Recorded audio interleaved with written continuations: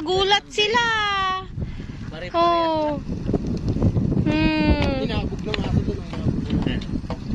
What? Mabusa itong aso mo pre ah. Galing. Nabili na niyan eh. Napili na. Train na ito ah. Marunong yung aso magpastol. Oh. Na-training. Naya, parang matulid. Dala ko na naman ang ampun ko. Oh, ay nako. Ang hirap maging mami na instant sa mga kulit. Oh.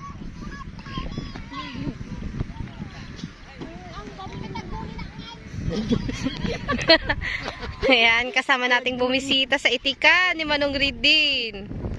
And to si Madam Jean. Oh, galing nung aso na. Yung aso nagpapastol. Pag na-training ang aso, marunong